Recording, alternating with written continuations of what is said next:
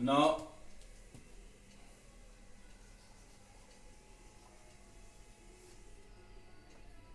cases of collision.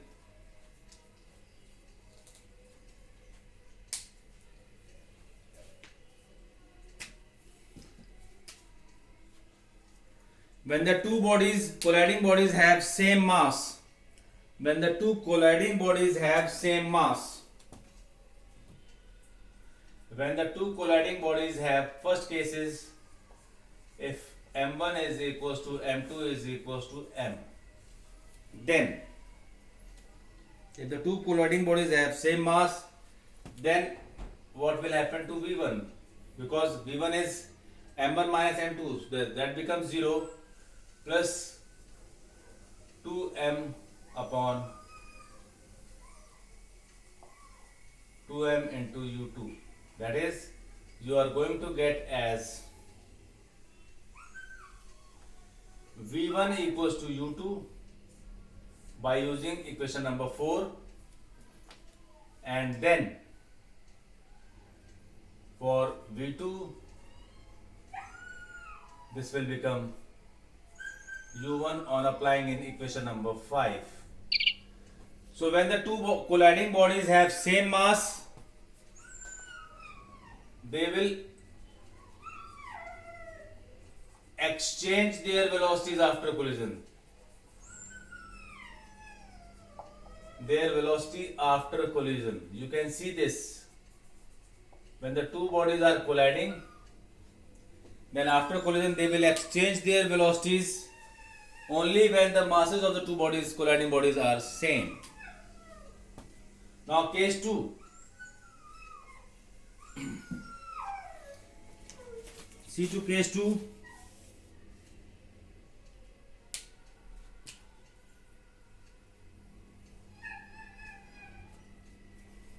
Now in the collision part, you can see that m1 is acting as striking body. See the diagram. M1 is a diagram that I have given to in the starting of derivation. M1 is acting as striking body and M2 is acting as target body. So now the case is if target body, that is M2 here, is at rest. If target body is at rest, that means u2 is 0. Initial velocity is 0. So now what will happen? So v1 will become m1 minus m2 upon m1 plus m2 u1, because u2 is 0, so second term is 0, and v2 becomes 2m1 upon m1 plus m2 into u1. No term which contains u2, because u2 will be 0 in this case.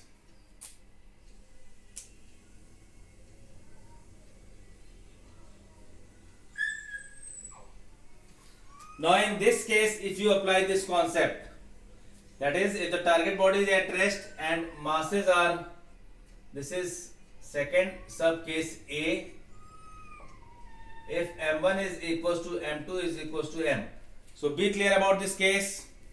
The target body is at rest and now the two bodies are in the same of having same mass. That is, if the colliding body, that is target body and striking body, are of same mass and target body is at rest, then you can see m1 is equals to m2. So v1 is 0. And what will happen to v2? v2 will be u1. That means, say for example, a football is kept on the ground and another football of same mass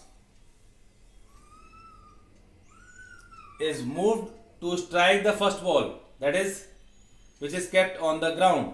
The ball kept on the ground is target body and the ball which we are moving is striking body. Both are having same mass, but what you will come to know is that when it strikes the second body, that is target body, the moving body will stop and the target body will start moving with the velocity of first, that is striking body. So V2 is equals to U1.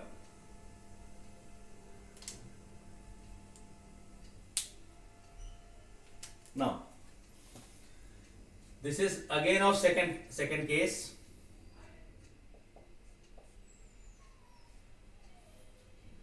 Sub case B.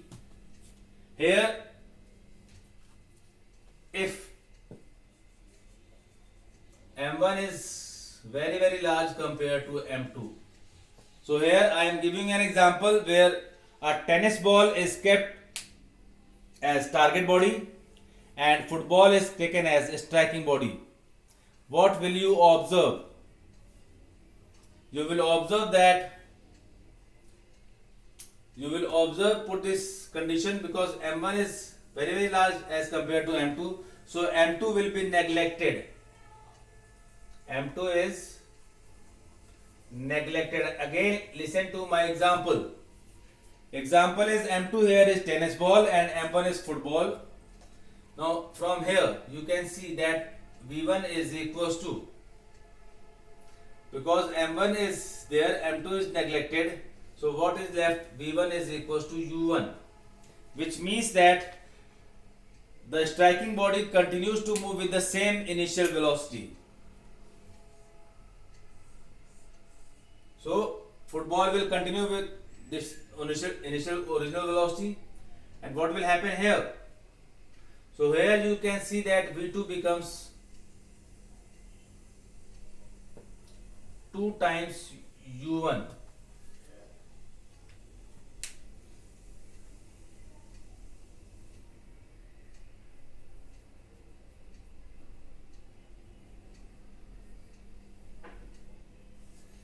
That means the tennis ball will now move with twice the velocity of striking body. Here tennis ball is kept at rest. I have put this condition in this equation. Now another is case, sub case of second. Again target body is at rest. Now M2 is greater than M1. That is, target body is larger in mass compared to striking body. So here M1 will be neglected. So this is an example where a football is kept at rest and tennis ball is striking it. So what you will observe, see here, M1 is neglected. So neglect this M1. So what is left is V1 will become minus U1. That means when you are striking a target body, that is football, with a tennis ball, you can see that tennis ball will rebound towards you. That means it will bounce back. Negative sign means it will revert its direction. And what will happen to V2? Here again V2 becomes 0. That means there is no effect on the velocity or on the position of target body because target body is at rest. Football is heavier, so it will not move, but tennis ball will move back. So this is the cases of elastic head-on collision. Now perfectly inelastic collision in one dimension. Perfectly inelastic collision in one dimension. I have told you about inelastic collision. So here it is perfectly inelastic collision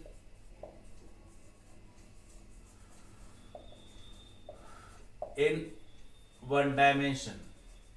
I have told you perfectly inelastic means when the target and the striking body stick together and move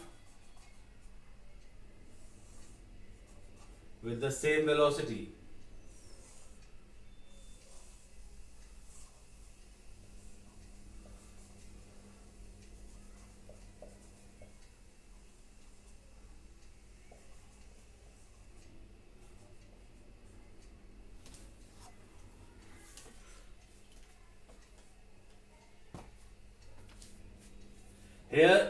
the target body is at rest.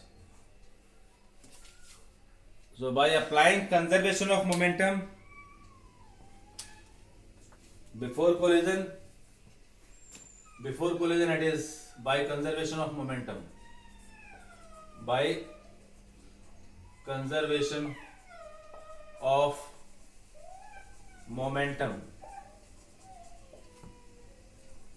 m1 u1 plus 0 is equals to m1 plus m2 v. This is your first equation.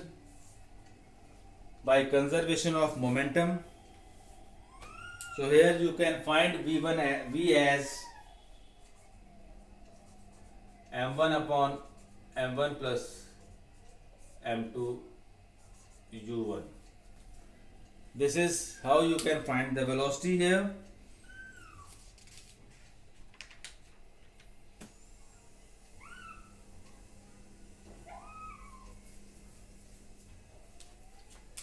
So I need to find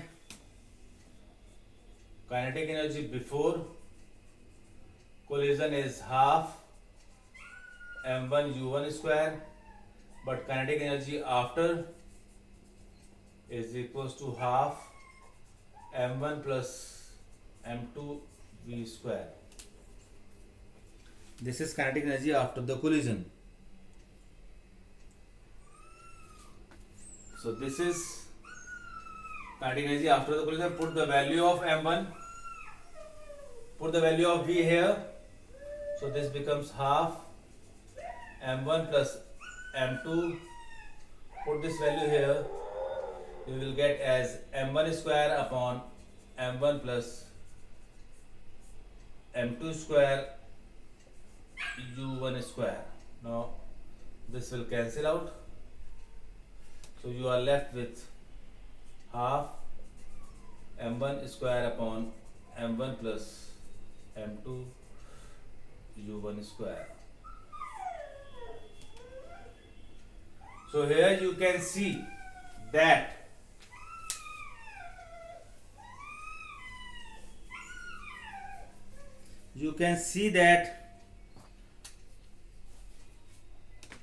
there is a loss in kinetic energy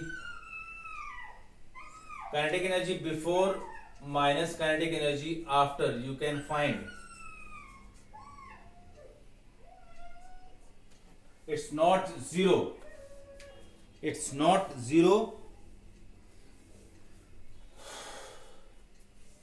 is having some positive value, that means there is loss in kinetic energy, which means that this is inelastic collision. So here how you will apply this is perfectly inelastic collision in one dimension. Now there are two questions for Google form. Question number 1.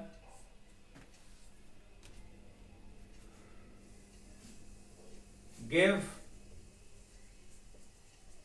two conditions for elastic collision.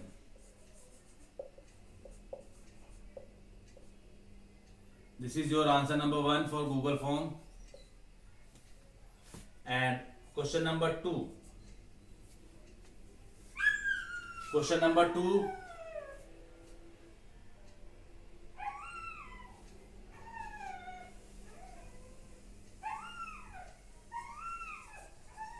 What will happen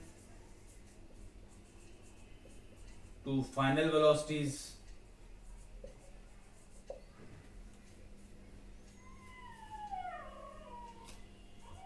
in head-on collision